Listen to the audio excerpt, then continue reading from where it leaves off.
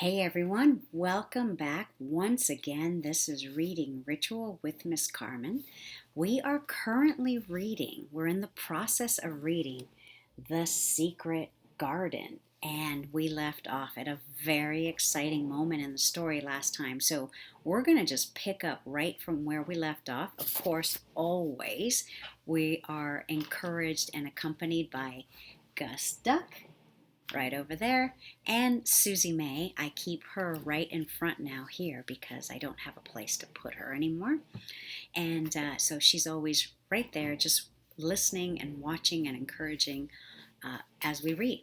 So let's just jump right in because when we left Mary Lennox the last time, she had just discovered, with the help of a robin, with a little robin, she had just discovered the door to the secret garden, and it was the robin that led the way. Today it's chapter 9, and this is called The Strangest House. So there is Mary, and this is chapter 9 that we're going to continue with today. As always, I hope that you like and ask questions or make comments on the post below, and definitely share Reading Ritual with Miss Carmen for anyone who might need a little reading break. Okay, here we go. The Strangest House. It, meaning the garden. Remember, she's in the garden right now. It was the sweetest, most mysterious looking place anyone could imagine. The high walls which shut it in were covered with the leafless stems of climbing roses, which were so thick that they were matted together. Mary Lennox knew they were roses because she had seen a great many roses in India.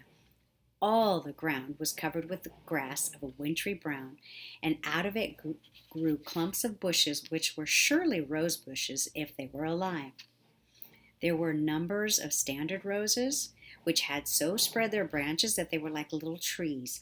There were other trees in the garden, and one of the things which made the place look strangest and loveliest, was that climbing roses had run all over them and swung down long tendrils which made light swaying curtains. And here and there they caught at each other, or a far-reaching branch had crept from one tree to another and made lovely bridges of themselves. There were neither leaves nor roses on them now, and Mary did not know whether they were dead or alive. But their thin gray or brown branches and sprays looked like a sort of hazy mantle spreading over everything, walls and trees and even brown grass, where they had fallen from their fastenings and run along the ground. It was this hazy tangle from tree to tree which made it look all mysterious. Mary had thought it must be different from the other gardens, which had not been left all by themselves so long, and indeed it was different from any other place she had ever seen in her life. "How still it is," she whispered. "How still." Then she waited a moment and listened at the stillness. The robin, who had flown to his treetop, was still as all the rest. He did not even flutter his wings. He sat without stirring and looked at Mary. "No wonder it is still," she whispered again. "I'm the first person who has spoken in here for 10 years. She moved away from the door, stepping as softly as if she were afraid of wakening someone. She was glad that there was grass under her feet and that her steps made no sounds. She walked under one of the fairy-like gray arches between the trees and looked up at the sprays and tendrils which formed them. "I wonder if they're all quite dead," she said. "Is it all quite a dead garden? I wish it wasn't." If she had been Weatherstaff, she could have told whether or not the wood was alive by looking at it, but she could only see that there were only gray or brown sprays and branches, and none showed any signs of even a tiny leaf bud anywhere. But she was inside the wonderful garden, and she could come through the door under the ivy any time, and she felt as if she had found a world all her own. The sun was shining inside the four walls, and the high arch of the blue sky over this particular piece of Misselthwaite seemed even more brilliant and soft than it was over the moor. The robin flew down from his treetop and hopped about, or flew after her from one bush to another, He chirped a good deal and had a very busy air, as if he were showing her things. Everything was strange and silent, and she seemed to be hundreds of miles away from anyone, but somehow she did not feel lonely at all. All that troubled her was her wish that she knew whether all the roses were dead, or if perhaps some of them had lived and might put out leaves and buds as the weather got warmer. She did not want it to be quite a dead garden. If it were quite alive, how wonderful it would be, and what thousands of roses would grow on every side. Her skipping rope had hung over her arm when she came in, and after she had walked about for a while, she thought she would skip around the whole garden, stopping where she wanted to look at things.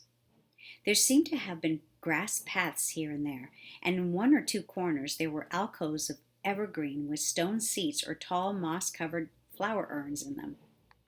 As she came near the second of these alcoves, she stopped skipping. There had once been a flower bed in it, and she thought she saw something sticking out of the black earth, some sharp little pale green points. She remembered what Ben Weatherstaff had said, and she knelt down to look at them. Yes, they are tiny growing things, and they might be crocuses or snowdrops or daffodils, she whispered. She bent very close to them and sniffed the fresh scent of the damp earth. She liked it very much. Perhaps there are some other ones coming up in other places, she said. I will go all over the garden and look. She did not skip, but she walked. She went slowly and kept her eyes on the ground. She looked in the old border beds and among the grass, and after she had gone round trying to miss nothing, she had found ever so many more sharp pale green points, and she had become quite excited again. It isn't a quite dead garden, she cried out softly to herself. Even if the roses are dead, there are other things alive. She did not know anything about gardening, but the grass seemed so thick in some places where the green points were pushing their way through that she thought they did not have enough room to grow. She searched about until she found a rather sharp piece of wood and knelt down and dug and weeded out the weeds and grass until she made nice little clear places around them.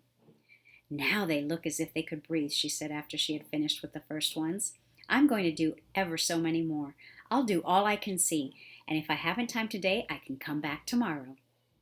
She went from place to place and dug and weeded and enjoyed herself so immensely that she was led on from bed to bed and into the grass under the trees. The exercise made her so warm that she first threw her coat off and then her hat, and without knowing it, she was actually smiling down on the grass and the pale green points all the time. The robin was tremendously busy. He was very much pleased to see gardening begun in his own estate. He had often wondered at Ben Weatherstaff, where gardening is done, all sorts of delightful things to eat up are turned up with the soil. Now there was this new kind of creature who was not half Ben's size, and yet had the sense to come into his garden and begin at once. Mistress Mary worked in her garden until it was time to go to her midday dinner. In fact, she was rather late in remembering, and when she put on her coat and hat and picked up her skipping rope, she could not believe that she had been working 2 or 3 hours. She had actually been happy all the time, and dozens of the tiny pale green points were to be seen in cleared places, looking twice as cheerful as they had looked before when the grass and weeds had been smothering them. I shall come back this afternoon, she said, looking all round her new kingdom and speaking to the trees and the rose bushes as if they heard her. Then she ran lightly across the grass, pushed open the slow old door, and slipped through it under the ivy. She had such red cheeks and such bright eyes and ate such a dinner that Martha was delighted. 2 pieces of meat and 2 helps of rice pudding, she said. Ah, Mother will be pleased when I tell her what that skipping rope's done for thee. In the course of her digging with her pointed stick, Mistress Mary had found herself digging up a sort of white root rather like an onion.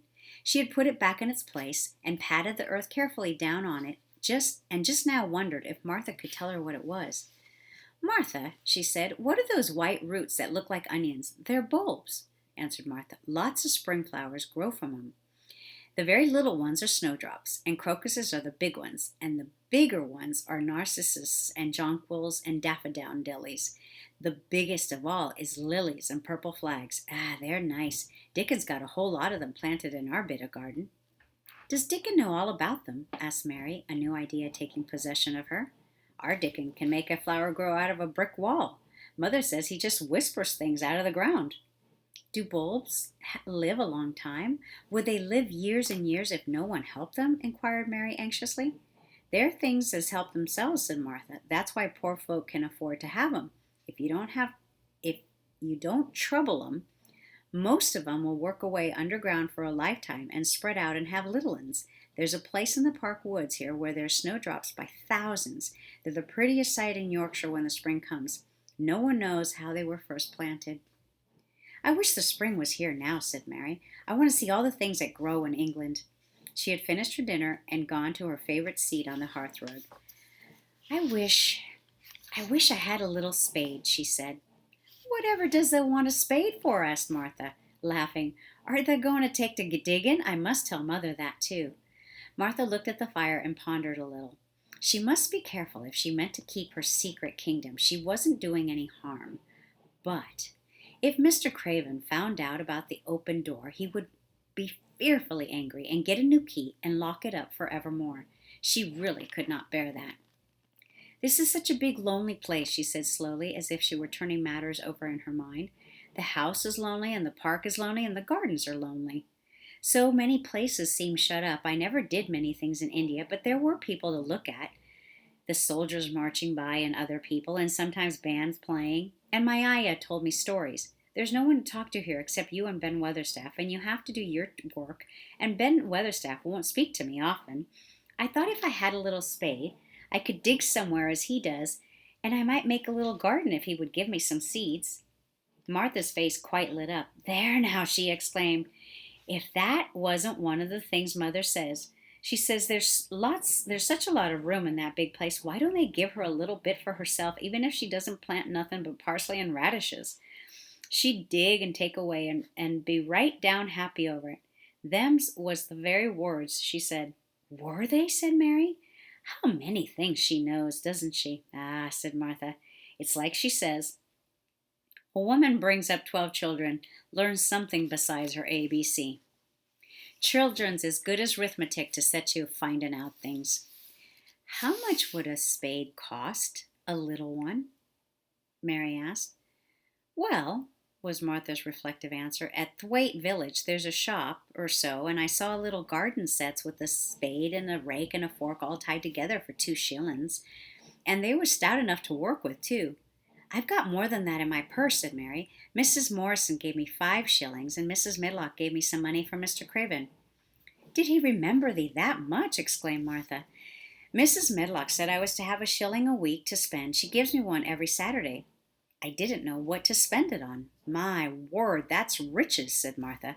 That can buy anything in the world that wants. The rent of our cottage is only 1 3/10, and it's like pulling eye teeth to get it. But now I just thought of something, putting her hands on her hips. What? Said Mary, eagerly. In the shop at Thwaite, they sell packages of flower seeds for a penny each.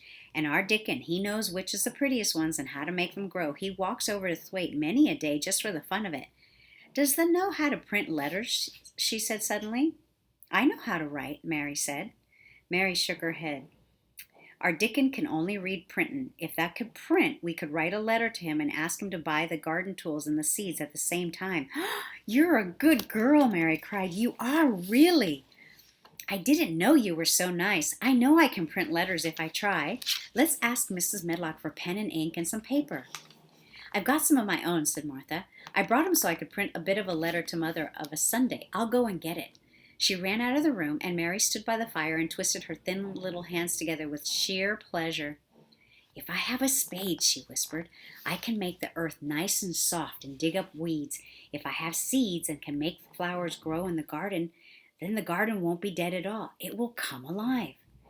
She did not go out again that afternoon, because when Martha returned with her pen and ink and paper, she was obliged to clear the table and carry the plates and dishes downstairs, and when she got into the kitchen, Mrs. Medlock was there and told her to do something, so Mary waited for what seemed to her a long time before she came back. Mary had been taught very little because her governess had disliked her too much to stay with her. She could not spell particularly well, but she found that she could print letters when she tried. This was the letter Martha dictated to her. My dear Dickon, this comes hoping to find you well as it leaves me at present. Miss Mary has plenty of money, and will you go to Thwaite and buy her some flower seeds and a set of garden tools to make a flower bed? Pick the prettiest ones and easy to grow because she's never done it before and lived in India, which is quite different. Give my love to Mother and every one of you. Miss Mary is going to tell me a lot more so that on my next day out you can hear about elephants and camels and gentlemen going hunting lions and tigers. Your loving sister, Martha Phoebe Sowerby. We'll put the money in the envelope and I'll get the butcher boy to take it in his cart. He's a great friend of Dickens, said Martha. How shall I get the things when Dickon buys them? He'll bring them to thee himself. He'll like a walk over this way. Oh, exclaimed Mary, then I shall see him. I never thought I should see Dickon. Does thou want to see him? Asked Martha suddenly, for Mary had looked so pleased. Yes, I do. I never saw a boy foxes and crows loved. I want to see him very much. Martha gave a little start, as if she remembered something. Now to think, she broke out, to think of me forgetting that there, and I thought I was going to tell you first thing this morning. I asked Mother, and she said she'd ask Mrs. Medlock her own self. Do you mean, Mary began. What I said Tuesday, ask her if you might be driven over to our cottage some day and have a bit of Mother's hot oat cake and butter and a glass of milk. It seemed as if all the interesting things were happening in one day. To think of going over the moor in the daylight and when the sky was blue.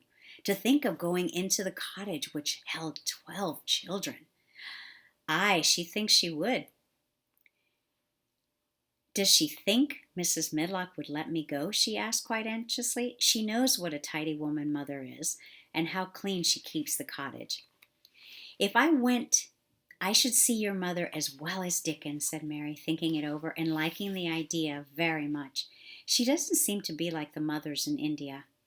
Her work in the garden and the excitement of the afternoon ended by making her feel quiet and thoughtful.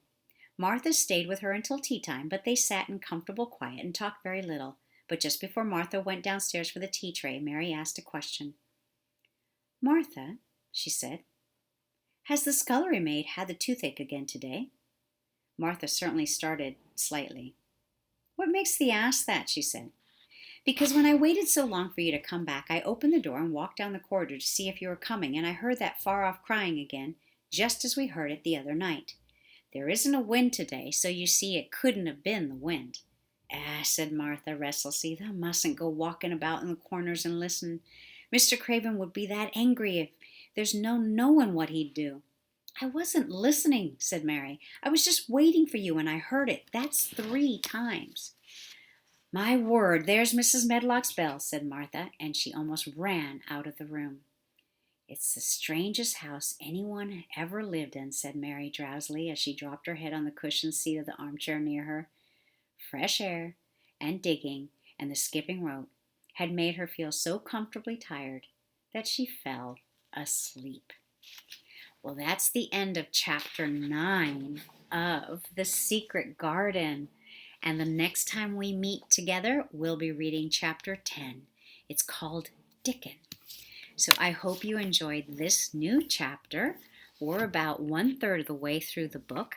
And again, I hope that you are enjoying these reading webisodes that give you a little bit of a break, a little bit of a story, and a little bit of time to just sit back and relax and listen to a new story about a new place and a new character.